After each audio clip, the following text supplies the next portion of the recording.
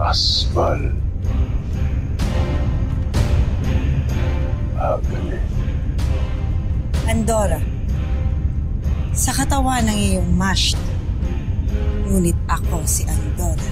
Ng Ethereal. At kilala ko rin ang isa pang naririto. Hindi ako maaaring magkamay. Abria. Avisala. Hagor.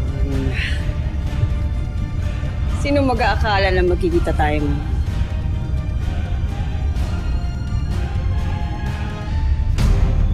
At bakit nagbalik muli sa Encantadia ang mga Ethereal na ito, Bataluman?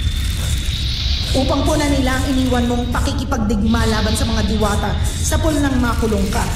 Kaya kailangan kong ibalik sa kasalukuyang panahon ang aking mga alagad na ito. Sila ay kaaway ko rin. Hindi ko yan nakakalimutan. Dahil isa ka sa nakiisa noong unang panahon para pabagsakin ang Etheria. Kalimutan nyo na ang nakaraan at anuman na inyong naging hidwaan. Ang mahalaga ngayon ay magkaisa kayong dalawa upang labanan ang mga diwata at sapirian. Kung magkakasundo kayo at magtutulungan, batid kung hindi magtatagal ay babagsak na ang ating mga kaaway. Kaya matutupad na ang ating pinakamithi sa kulpa. Magiging atin rin ang Encantadia. Kumpay kayo sa inyong nais, sino ang maghahari sa Encantadia ang mga Asterian na ito? Na siya dapat mangyari at hindi mo dapat tutulan. Lalo't utang na loob mo sa akin kung paano ka nakalabas sa iyong piitan. Wala akong tatanawing utang na loob na kahit na kanino, lalo na sa iyo, Afria. Ako si Hagor at hindi ako masasakop kanino man. Lalo na sa mga walang kwentang Ethereal. Huwag, Andorra. Paglinawin mo ang iyong isipan, Hagor. Kailangan natin siya laban sa mga diwata. Di ako duwag at balimbing katulad mo, Asbal. Hindi ko rin isusuko ang aking paniniwala at makianig sa kanila sapagkat sila ay mga kaaway din katulad ng Lireo at ng Sapiro. Mahal na Hara, Bataluman, hayaan niyong ilagay ko siya sa dapat niyang kalagyan. Sheda Andorra, Hagor, matagal kang napiit at maaaring makulong muli kung hindi mo kikilalanin na may kahinaan ka rin, kaya kailangan mo sina Abria.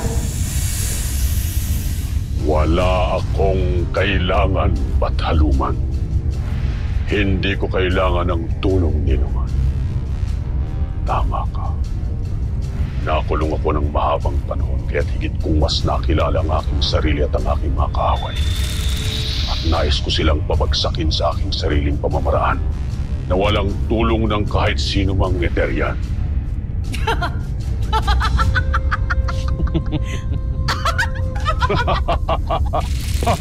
Sandali, Hagor. Bago ka umalis ay may nais akong ihandog sa iyo muli.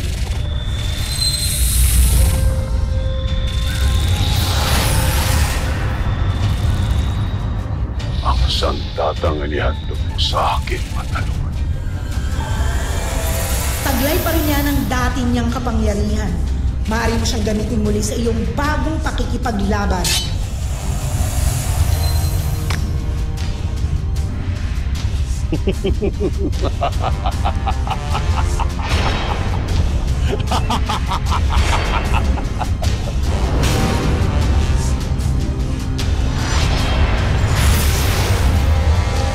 Hindi pa rin siya nagbabago. Mataas pa rin ang tingin ng Hathor sa kanyang sarili. Ngunit, wala akong pakialam. Wala akong pakialam kung ayaw niyang umanib sa akin dahil hindi ko siya kailangan para mapapagsak ang Lireo at iba pang mga kaalyado.